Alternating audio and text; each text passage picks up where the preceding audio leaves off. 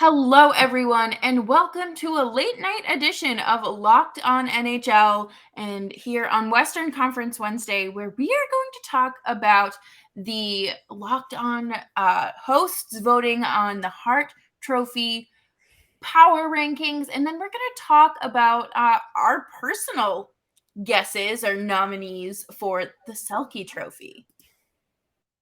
You're Locked On NHL, your daily podcast on the National Hockey League. Part of the Locked On Podcast Network, your team every day.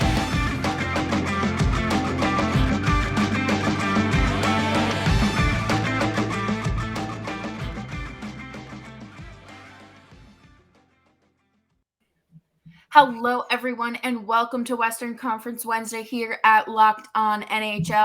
I'm your host, Jess Belmosto, Locked On Calgary Flames, joined by my partner of the North, Brett Holden of Locked On Oilers. How are you today, Brett? I'm doing pretty well. How about yourself?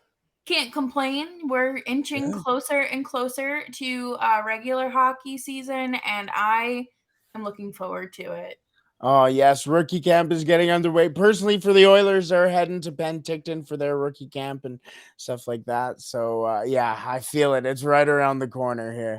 It is. So I see you have a new jersey behind you, this Campbell jersey. Yes. Is it not Jack Campbell, is it? It is Jack Campbell. Yeah, it's back when he used to play for the Texas Stars back in the AHL, and they won the Calder Cup one of those years. I believe it was 2012, 2013, and they won. And I was like, I gotta get one. So I actually had a Campbell jersey before he was an Oiler. And then now he's an Oiler, so I can kind of go, hey, look. I kind of tucked it away when he was a Leafs player, but now he's an Oiler. Well, look at that. It comes full circle. Yeah, exactly.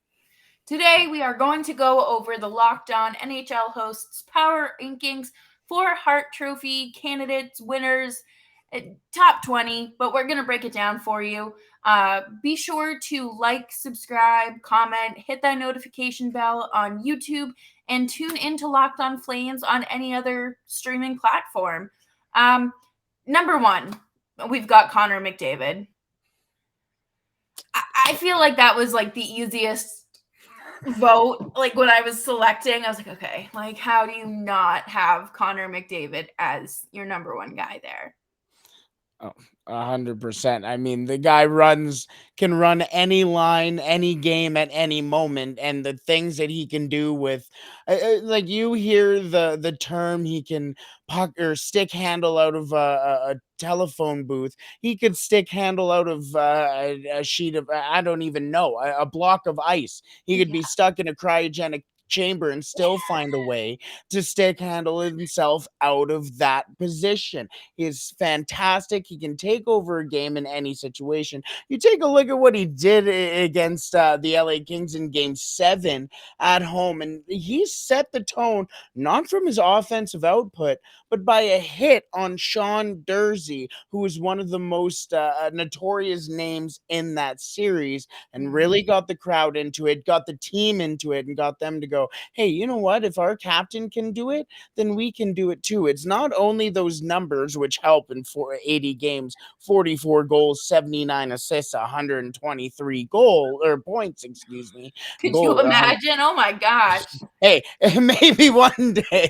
Sometimes you sit there and go, you know what can't this kid do? And that's the thing. You sit there and go, what can't this kid do? That's why he's number one. Absolutely. And, I do have to give him credit for eliminating the Flames in Game 7 in overtime. Sometimes I watch that goal just to feel something because I'm like, okay, it's fine.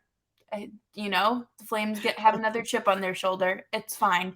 But coming up next in number 2 is, again, another obvious candidate. If it isn't Connor McDavid, it's going to be Austin Matthews. These two are always in the same conversation when it comes to the Hart Trophy. He plays a wicked game. I hate watching him play the Bruins. It really isn't fun. But again, what did he have? 50 goals last year? 60. 60. Oh yeah, just 10 more. That's fine. Like Again, put him in a cryogenic ice block and he could probably figure his way out of it. He has the Oh. speed, he has the skill, and just the accuracy. Filthy. Yeah, I won't lie. You know what? This was voted on by the Locked On hosts, and we all got a chance to vote. And I will not lie, I did not put Austin Matthews second. No. I put the guy who's down at 5 second right now, but I will talk about Austin Matthews because, like you said, he's it goes Connor McDavid, Austin Matthews in any conversation around the league. My thing, and I understand that the Hart Trophy is not a playoff trophy. But you take a look at the guys who are also the rest of the guys who are on this list, and they all played over, well, 7 games. They all played 16 at least playoff games. Yeah. Austin Matthews has consistently gone to important games and his team has lost. When Austin Matthews was not in the lineup last year, they had a better win percentage than when he was in the lineup. That makes you think. Is he the team's most valuable player? And that's what this whole trophy is about. Yeah. And that was the whole thing. It's not even like it's last year. It's a last year issue. This is throughout his career. Their win Consistently. percentage is better. Yeah. Well, makes you think. I I still mean, remember. hey, love Austin Matthews. I think he has all the talent in the world. Like I said, I didn't have him at number 2. I had him at number 3, but I think the guy at number 5, who I put at number 2, if you're in any way convoluted yet, I think he deserves it more. But all Yeah. the love to Austin Matthews. I remember, I think it was last season, when Austin Matthews went out and scored a hat trick, and people were talking about, oh, well, like, is he finally in the same conversation as Connor McDavid? Like, is he better? And then Connor McDavid went out and scored like 5 goals against the Flames. So, like, no, but just no. He felt that personally too. Connor did. Yeah, no, seriously. Yeah. And coming up at number 3, we have our first defenseman, Kale Makar, good old Calgary boy. Mm, I feel like no one from the Avs should be considered because they're just all like they're all so good, but mhm. like it's not fair to the other players. Just kidding. I love you, Avalanche. Love you guys, but you're all too good. I can't lie. Kale Makar is a better hockey player than Austin Matthews. Again, Whoa. no slight to Austin Matthews. No slight to Austin No. Matthews. Kale Makar is the most complete hockey player in the NHL. He can go out there and score at any point, completely turn the game on its head. I mean, he sits there and casually has 58 points in 77 games. His first 82 games, his point per game production was on par with Connor McDavid as a defenseman. At the same time, he can go and shut down anybody in his own end in the cycle on a rush in any way because of his foot speed, his physicality as a guy who's a finesse type player. He is a full 200-foot player who can actually produce defensively in the neutral zone and offensively. He is a generational player amongst generational players. Kale Makar, I mean, I think Bet Online has him at a plus 1,400 to win and us at 3. Kale Makar, I think genuinely is just a special kid. I think he should be probably higher. I agree. I think that I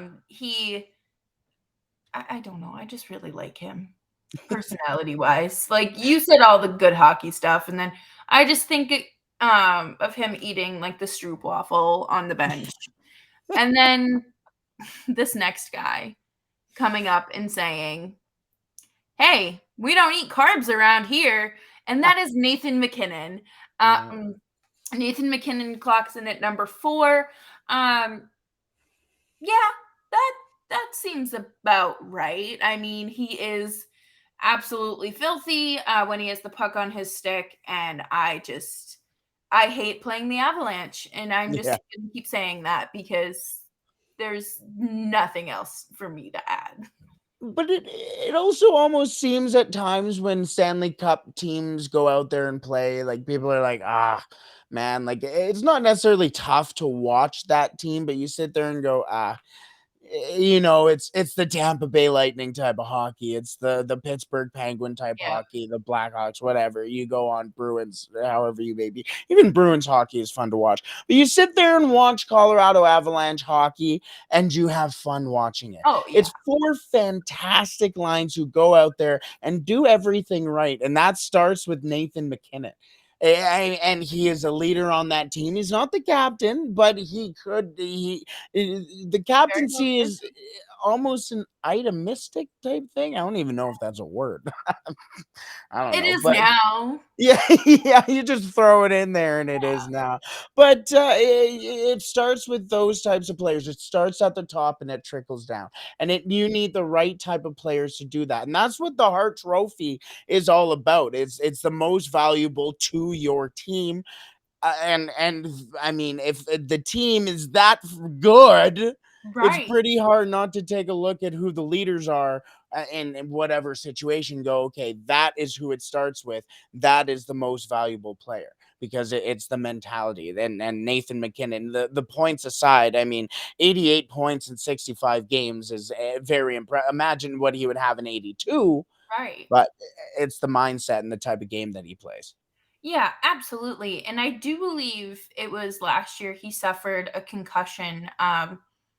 It was in a game against the Bruins. I just hopped my own keyboard there, but Taylor Hall, him and Taylor Hall got tangled up, and he Mhm. shoved his own stick into his nose or his mouth, and like, you know, even the best of the best are clumsy, but that's okay. It Yeah. there just makes them more relatable. And number 5 is your guy. I think you should do this introduction. I really do. Yeah, this guy managed to finish the playoffs in second in points on 1 foot, and he played 16 games. He had 7 goals, 25 assists, 32 points, one behind the leader. And as I said, on 1 foot. And that's Leon Draisaitl. May I also add, he has finished the season once again with over 50 goals, 55 to be exact, last year. Also, by the way, many people seem to call him a power play merchant, a goal merchant, whatever you may say about him. But he also matched those goals with 55 assists to finish with 110 points in 80 games. The guy can run his own line. He can go and compliment the best player in the world quietly and still produce just as efficiently as anybody else in the league Yep. and can just do it all. He can also play in his own end. I mean, people say Austin Matthews is a full 200-foot player. And Austin Matthews last season, he averaged about 3 seconds, if I'm not mistaken, shorthanded, when Leon Draisaitl averaged 57 seconds per game on the penalty kill. I'm So sorry. who's playing more and whose end here? Right. Le- Leon Draisaitl can do it all in every situation and at the same time be successful on that team and push that team in the most important ways. We talked about Austin Matthews and his win percentage in and out of the lineup. He's a very important player, but without Leon Draisaitl, you see what the Edmonton Oilers aren't with Connor McDavid and Leon Draisaitl. Imagine without Leon Draisaitl alone, it would not be good. That is value to his team there. Absolutely. And Rant ended. you will very rarely see me compliment an Edmonton Oiler. But Leon Draisaitl, he is just someone that is, like you said, he is truly a 200-foot player, and you do have to worry about him when you're on the power play, because he's going to be in your face. He's going to be down in that zone, and it's going to make it nearly impossible for you to score. And just watching his playoff run um on one leg is just like, I don't know. I feel like that's just something that you're going to look back on in 10, 15 years and say how, this guy was just one of the best players in the world, and he just happened to be on the team with the best male hockey player in the world. And it's Mhm. just, it's amazing how that works out. I don't know. I agree with you. I had him ranked higher. I had him ranked, I think, third. I can't remember. But, Mhm. I think that not enough people give him enough credit. And whew, that was hard to say. But wrapping up this first segment here with number 6, Kirill the Thrill Kaprizov. Yeah, He's the he is the Wild. yeah, he's the man. I can't lie, I love Krill. Everything he does, I mean, he's a fantastic hockey player. I mean, he can produce 47 goals, 61 assists, 108 points in 81 games. Is disgusting in any league, in any way, and Krill just makes it fun. That's why he's called Krill the Thrill. I mean, I think he could be a certain dark horse for sure, but 6 is almost too low. Yeah, absolutely. And I think it was last off season when they were looking to get that extension done. Um, he came back like after it had been signed or whatever, and I think someone asked him like, "Oh, like what did you do this off season?" Or someone said you were unreachable or something, and he was like, "I was ice fishing." Like, yeah, no kidding. You probably don't have any service. Yeah, And who yeah, cares? You know what? These people have enough enough excuses to have their phone off. that's a But hockey player right there. oh, right. I Like, love it. oh my gosh. But coming up next, we're going to round out the top 20. We're going to jump around a little bit, just to talk a little bit about Jonathan Huberdeau and Johnny Gaudreau, kind of neck and Ooh. neck here. But before we do that, let's take a quick break and talk about our friends at BetOnline. BetOnline.net is your number one source for all of your pro and college football betting needs and sports information this season. Find all of the latest football league developments, game matchups, news, and podcasts, including this year's opening week's game. We are now on to week 2, and hopefully the Cowboys will score a touchdown. So they are no longer the only team in the league without a touchdown. Mm. Probably not, but BetOnline is also your continued source for all your sports wagering information. So maybe you bet that they don't get a touchdown, including live betting, esports, and scores. BetOnline is the fastest and easiest way to check in on all of your favorite sports events, including MLB, MMA, boxing, and golf. Head on over to the website today or use your mobile device to learn more about the trends in action. BetOnline, where the game starts. So, because this is Western Conference Wednesday, we're gonna skip 6 through 10 because I don't want to say they're irrelevant because they're great players, but they're relevant to the show. Um, Coming in at number 11 is my guy, Jonathan Huberdeau, who finished last season with 115 points and is a ginormous loss for the Florida Panthers, but a bigger gain for the Calgary Flames. I think it makes sense that he's here. I don't, you can't really say what he's going to be for the Flames. You can only go off of past experience and things like that. But this Flames team on paper looks great. Mhm. But I don't know. I don't know if he's your number one guy.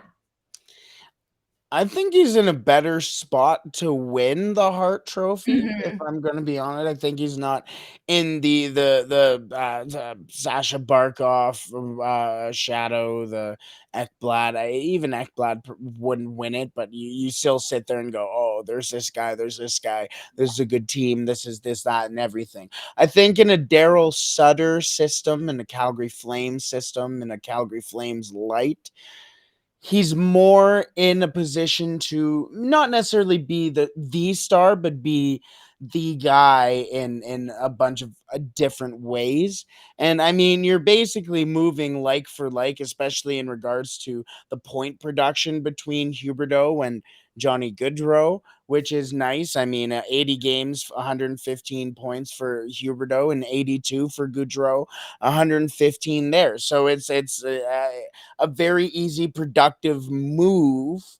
And you take a look at where Gaudreau was in regards to the Hart Trophy votes as well. Like, he was certainly in the conversation for a very long time. I think Calgary is a good spot for him to be able to show what he has in a better market, because that's how you're going to win it, is in a good hockey market. Because Jonathan Huberdeau has been doing this for a very long time. He goes to a Calgary Flames team that like that, and he is going to run a lot of lines, and especially with the complement of Nazem Kadri. Are they going to play on the same line, do you think, or are they going to split them up? I think that they might split them up. I think it'll be Huberdeau, Lindholm, and Toffoli. And then Okay. Mangiapane, Kadri, and Coleman. See, Potentially. and that allows Huberto to showcase himself and be the guy. Do you think if Calgary adds another top six player, that he would then overshadow Huberdeau and harm his ability to win the Hart? Or do you think that if they brought somebody in who could complement him, it would mean more to allow him to produce more and kind of come out in the spotlight a little bit more? I definitely think it would be a situation where he has a chance to be complimented and not overshadowed. Mhm. I think that was kind of the issue with Gaudreau, because Kachuk was just so flashy, and there's obviously nothing wrong with that. But I really want to see Huberdeau. You know, see, I don't know what Daryl Sutter's plan is. I don't. I wish I did, but I want to see them bring in another top six guy, or just start something else, because the roster does feel incomplete. I mean, how many? I'm going to bring up cap friendly now, but They have like how 2 many million. defensemen do you have on contract? Even 11. on, you just 11. brought in another player on PTO, 11. Yes. Yes. So I mean, you got Michael a little Stone, bit of. the guy that they bring in every single year for a PTO. Oh, Stone, yeah, yeah, exactly. So, And they still haven't signed Adam Ruzicka, who is a fantastic depth center, which I think this team needs. He would be an upgrade over Kevin Rooney or Lucic on that fourth line. And I don't know what's going on there, and it's stressing me out. And I just feel like if nothing's been done at this point, it's inevitable that he's just gonna be traded. somebody has to get moved. I mean that's a lot of capital for trade capital for sure. But I'm looking here and I say, see, Jan Kuznetsov, who's 20 years old, could Yep. even push, maybe, if he's good enough for a roster spot. I mean, there's some guys here that you go, even Nick Milosh, who will be potentially like an up and down guy for the Flames if need be. I mean, you have Mhm. 10 players on contract, or 10 defensemen on contract. I mean, there is trade capital there to move somebody, but that's I don't know how. I don't know how you do that to try and complement a Huberto. No, you don't. But you still got I cap space, no? yeah, I guess 2 million. Never mind.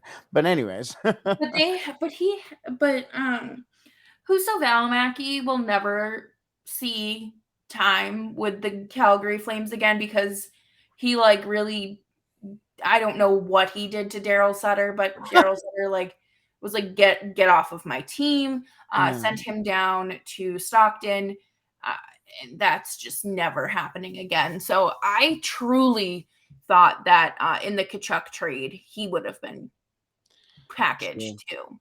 true. Yeah.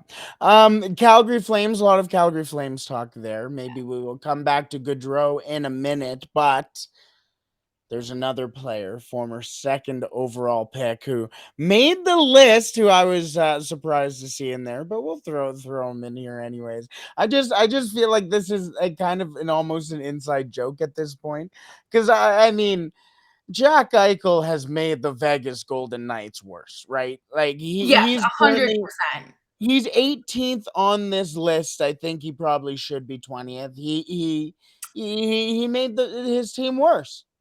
Yes. I don't know. There should be an award for that, but like a fan, not an NHL award, but like some like how Nickelodeon had like the Kids Choice Awards. Yeah, We should be able to do something for the fan from the true. fans to the league. Um, yeah, Jack Eichel did nothing. Has done no favors for Vegas, including making their cap situation even worse. I'm looking at the list. I think he's the only one on here who didn't play in the playoffs last year. In fact, I think he was. Yeah. Uh, Um, and he was brought in to make that team a playoff team down the stretch. Yeah, now you're sitting there and going, "Oh, okay, you have cap issues. Your goaltender just went down with a probable season-ending injury. Your goaltenders are Aiden Hill, Laurent Brossoit, and Logan Thompson. Your best defenseman is Shea Theodore, all because you decided to sell the farm for Jack Eichel, who now takes up, drum roll please, 12%, right? 12% of your cap space. That's incredible. That's like I don't think there's ever been a situation that at least that comes to mind in recent history where a team has traded for a superstar and that superstar has significantly impacted the team in this kind of negative way. You know, Vegas was having cap issues before. We knew that, but it was funny because we could be like, haha, they're definitely not going to trade for Jack Eichel. Oh, how are they going to make that work? And then they do it. My favorite part is that I remember Jack Eichel saying, like, oh, I woke up one day and was like, I'm going to be a Colorado Avalanche. No, you're not. You're not a Stanley Cup champion. You are the laughing stock of everyone who has ever, I don't want to say doubted you because Yeah. in your mind, Jack Eichel, I know you're listening to this, doubted you. But no, I feel like everyone is just right. Ha ha. Not funny, ha ha, but funny, Funny, weird. weird. No, yeah, I completely agree. And the sad thing is, not even the sad thing, because I feel like that's a bit of hyperbole, but I I consistently thought that and have defended Jack Eichel because he was in the Connor McDavid draft. That if it wasn't for Connor McDavid, he would have been the first overall pick. Yep. But you sit here, what, 7 years later, 8 years later, and you go, man, the impact that he had in Buffalo was negative. He moved, and now Buffalo's actually a pretty respectable, cool team, a young and up and coming team. Alex Tuck, I've talked crap about Alex Tuck a little bit as satirically, but he's a good hockey player. He's done well, and especially in Buffalo, you have young players like Owen Power coming in, Rasmus, what's his name? Not Sandine. Rasmus Dahlin has been set Yes. coming into his own. Like they have a young, relatively young core. They just signed Tage Thompson, Dylan Cousins over there as well. They are building a culture around there that they weren't able to do with Jack Eichel there. I Now you wonder see what why. Vegas Golden Knights aren't able to really build a culture over there because Jack Eichel is there. That is not what an MVP does. No, not at all. And No. I just, I think that the Jack Eichel situation is something that we could spend forever talking about, because if you go back to, when he was drafted, and I just remember it being Connor McDavid and Jack Eichel. These Mhm. are the future. Like, these two are the future. And I know every draft has like that kid that's the future, but like these two were just crazy talented and all this, but it's only really worked out for one of them. Yeah. Yeah, well, And I I mean, didn't expect it to be an Edmonton Oiler. thank you. Thank you I'm so much. sorry. No, but even I mean, you take a look in the rest of the draft. Mitch Marner is also on this list, higher on this list, and is more likely to win it than Eichel. He went fourth overall. Other than that, I mean, the next guy on our list, or well, basically on this list, who is on 19, who finished 19th in our votes, and is also in the Western Conference that we were going to bring up, went 10th overall in the 2015 draft, and that's Mikko Rantanen. And Mikko Rantanen should win it over Jack Eichel, and he is the third player on his team on this list, third best player on his team, maybe fourth, maybe even fifth, and he's still more likely to win this the MVP award than Jack Eichel is. Yeah. I don't know. Eh, I feel like on this list, like our power rankings, not Bet Online's odds, I feel mhm. like he should even be a top 15 Yeah, potentially. I don't know. 100%. I don't know. Mikko Rantanen? Yeah.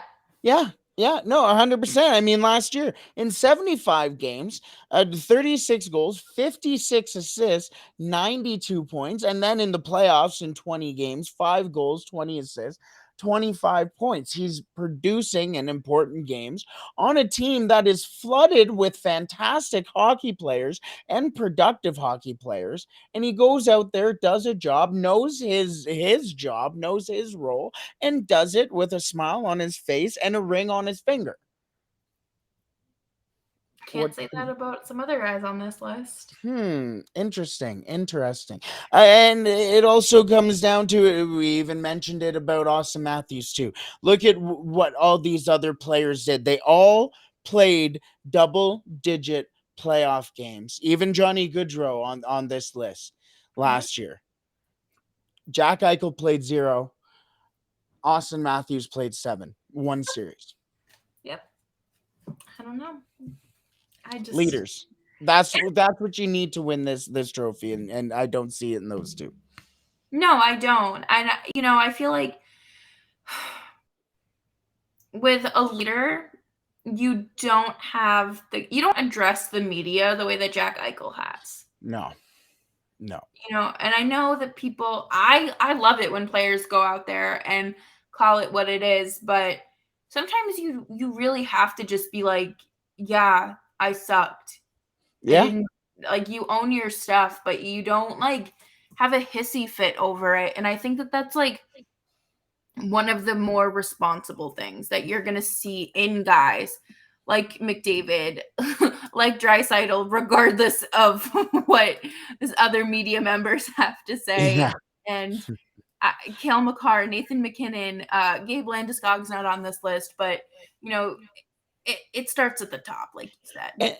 100%, and that you take a look at those situations, and there's a difference between standing up for your guys, your players, your Yeah, whoever, to yourself in the media, to the media, and there's just a difference. There's a difference between that and going out there and just ripping somebody to rip somebody, like oh Brooksy, you're an idiot, blah blah blah from Tortorella, whatever. You yeah, get there and you go, oh, those are funny clips, but whatever. Did Brooksy deserve it? Sit there, whatever. You sit there and you take a look at the dry side. You even take a look. I'll give it to Austin Matthews for standing up to Steve Simmons as well and going, I can't believe I'm answering your question after the article you wrote about me, but whatever. You sit there and go, you know what? Yes, these are human beings. They are they have all the right to air them out, but you have to do it the right way. And Right. Jack Eichel, from basically the get go, hasn't been able to do that. The Yeah. Hart Trophy, the most valuable player. However, Yeah. the Selkie Trophy. This is my favorite. I love this trophy so much. Really, eh? Because you were the one who mentioned it. I was like, okay, Yeah. yeah, I take it. Let's talk about the Selkie. The Selkie kind of embodies exactly the opposite of what we were just saying. Jack Eichel does in the media. So maybe he won't be winning this trophy. But let's talk about who will win the Selkie Trophy. Yes. The best two-way forward. And, someday they're going to rename this the Patrice Bergeron Trophy. And that is when my little loaf of bread. Yep, literally. That's for those of you who aren't watching on YouTube. Brett just held up his little whiteboard and it says Selkie Patrice Bergeron. So I think that that's the obvious answer there. But I do think someday down the road, my loaf of bread, Andrew Mangiapane, will win this award, but it will be named the Patrice Bergeron Trophy by that point. Yeah, so Patrice Bergeron, I think, is the easy number one candidate there. That's yeah, Yeah, I dig that answer. Let's have a little fun with it though. yeah, And that's the thing. You said Selkie, and I'm like Patrice Bergeron. yeah, Okay, who else is it? I like the Mangiapane call. I mean, we are on Western Conference Wednesdays, so Mangiapane, the Calgary Flame. Yes, I think that's a fantastic call with Mangiapane. Everybody praises him on the full 200-foot game that he can possess. Uh, how disciplined is he? Can he stay disciplined? I think that's one of the recalls, I guess, or yeah. the statistics that go to the Selkies. Can they stay out of the box? Can Mangiapane stay out of the box? I think he can. I'm gonna look up his numbers really quickly, but I don't recall him frequently making trips to the penalty box really in his career. Oh, he had 38 penalty minutes over 82 games last season. So I mean, that's six Okay. more than Bergie had. So I think that there's still some obviously room to grow for him. He's only Yeah. 26 years old. I think Flames fans are going to be looking for him to take that next step, whether that be, I think more consistent goal scoring is going to be the number one thing. But, I think he does have that 200-foot game down pat, and he just has to be a little bit more of a consistent goal scorer. Yeah, yeah, I hear that. And there's also a difference as well between the penalty minutes and standing up for your team and taking smart penalties, right? There's that's Exactly. also a part of being a good and smart hockey player, and that's what the Selkie is about like, that's what I think what gets lost in translation with a lot of people when you talk about the best players in the NHL, the best players in hockey, because you can talk about the shooting and the best type of shooter in Austin Matthews, but you also take a look at his assist numbers, not as good. I mean, 46 assists last year was fantastic. But I mean, you still sit there and you go, well, he's kind of a one-trick pony. Connor McDavid isn't, this guy isn't. Leandra, I mean, I raved about Kale Makar because he can do it all over the place. And I think that's what the embodiment of the Selkie is Mhm. just people who can do the right things at the right time more often than not. And, Yeah. and I think that's what Bergeron embodies. I think even Mangiapane. There's a difference between, like I said, taking a dumb penalty and a necessary penalty. At the end of the day, they all look on the score sheet the exact same, but in the game, at the You most can important thing. differentiate it. Exactly, and that's what it is about. You can take a look at the numbers and go, "Oh, he had 38. Wow, he's undisciplined," or this, that, or the other thing, but It's just still go, "You know what? That's an important hockey player." I'm right. gonna I'm going to throw out another name in there just because he's kind of nearing the end of his career, but he's still a top talent in the NHL, a very nose to the grindstone type hockey player. I'm going to throw out Ryan O'Reilly. Only I like 12 that. I do 12 like that. penalty minutes last year. Very disciplined hockey player. 78 games played, 21 goals, 37 assists for O'Reilly last year, 58 points. On a good hockey team, he another guy who can kind of do it all, does a lot of the right things well. I think if Patrice Bergeron gets hurt or something and goes down at some point, I Please think no. Ryan O'Reilly would be a decent shout. Yeah, Ryan O'Reilly is a great hockey player. Definitely someone that you'd like to have on your team. I think as a leader as well. So he is, like you said, towards the end of his career, but he has that cup. He has, pretty sure, has he won the Selkie before? I He won believe it. I think so. he won it not this past year, but the year before. I could be mistaken, I did but write it down, but I thought he. previous Selkie winners. It was all basically Patrice Bergeron, so I was like, "Oh, okay, I know who I'm picking." But yeah, no, I I agree. I agree with what you're saying for the most part here. Okay, hold on. Here it is. Yes, no, that was on Jay Kopitar. Hold on. Here it is. Oh, Yeah, 2019. There we go. okay. 2019. He That's right. did He win won it. his cup and the yeah. You're right. Yes, there it is. Yeah, there we go. He won So, the cup and yeah, his stupid Selkie in the same year. I didn't even think about that. There we go. He is a former winner. So, hey, not as bad of a show as I thought it was. There we go. Yeah, no, I like him. I think that, he is a really good choice. I don't know why, but whenever I think of Ryan O'Reilly, I think of Blake Wheeler as well. Mm, I don't know why. That could just be some weird association, but yeah, I'll dig it. I really enjoy Ryan O'Reilly. I hope that I don't know how much longer on his contract he has, but I hope that, you know, he does enjoy the tail end of his career and Mhm. doesn't get pushed out by all Yeah. this youth that St. Louis is signing all at once. Mhm. Mhm. Two more quick names. One, I just have a quick Yeah. question for you. I want to throw to you quickly, and then another. I have a suggestion as a name maybe to watch down the line for this trophy. But the first one, I want to know your opinions, your thoughts on Jordan Eberle. Is he still there? Do you think is he kind of still one of those maybe not necessarily upper echelon players, but one of those players that you sit there and go, "Oh, Jordan Eberle's a good hockey player." I mean, last year in Seattle, so it was a tough season. 79 games played, 21 goals, 23 assists, 44 points. Is he still there, or is he just? I'm just thinking he has 14 penalty minutes, so maybe another player who could be in this conversation. Yeah, I think that this is just one of those situations where he had like a really unfortunate year. When he was with the Islanders, I'm almost positive he had very, very productive postseasons. So, Yes. obviously the Islanders had a fall from grace, and maybe it's because he left. But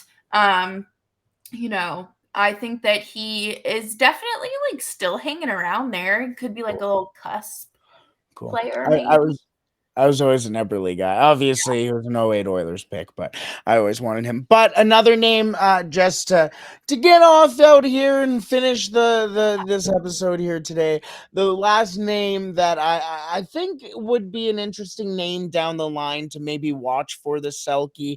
He won a Stanley Cup this year in his first full season in the NHL. He was a fantastic third line center who can turn into a very interesting two-way player down the road. He played in a tough BCHL league for the Victoria Grizzlies back in the day, and that's Alex Newhook. I really like Alex Newhook. I loved him coming up through his draft year and watching him play. He can do so much with the puck, a great shooter, but he is such a smart hockey player, a disciplined hockey player in 71 games this year, 12 penalty minutes in his first full season in the NHL. I think Alex Okay. Newhook could be a guy down the road who's very, very good.